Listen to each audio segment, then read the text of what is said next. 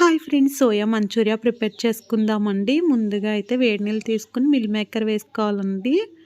Mill maker వేసుకున్నాక ఒక 2 minutes ఉంచేసి తీసేసుకోవాలండి. బాగా వాటర్ పిండేసి ఈలోపు కార్న్‌ఫ్లోర్ అయితే 1 స్పూన్ వేసి వాటర్తో ఉండలు లేకుండా మిక్స్ చేసుకోవాలి.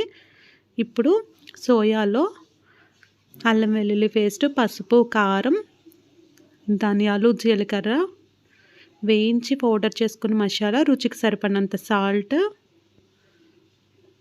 కార్న్‌ఫ్లోర్ అండి ఒక 3 స్పూన్స్ వేసుకోవాలి. పెద్ద స్పూన్ తీసుకోవాలండి. వాటర్ యాడ్ చేసుకొని అంతా ఈ విధంగా కలుపుకోవాలండి. ఇప్పుడు స్టవ్ వెలిగించి బాండీ పెట్టుకుని ఆయిల్ వేడెక్కిన తర్వాత ఇది నువ్వుల నూనెతో చేసేమని ఆయిల్ పొంగుతుందండి. నువ్వుల నూనె ఆరోగ్యానికి చాలా మంచిది.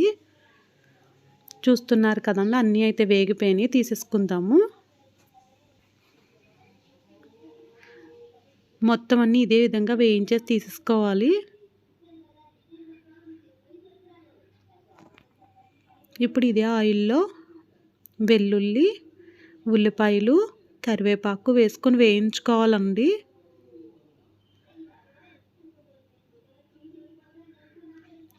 క్యాప్సికమ్, పచ్చిమిర్చి వేసుకోవాలి. నేను క్యాప్సికమ్ మా పిల్లలు తినరని వేయట్లేదండి. చూసారు కదా, వేగిన తర్వాత సాల్ట్, సోయా సాస్ అండి,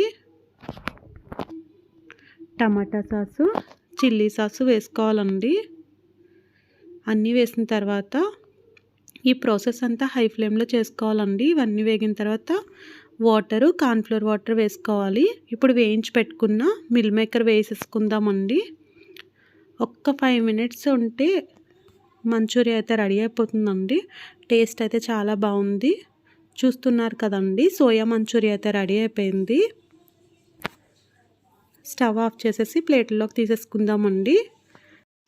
ఈ సోయా మంచూరియా మీకు నచ్చితే తప్పకుండా ఒక్క లైక్ చేయండి.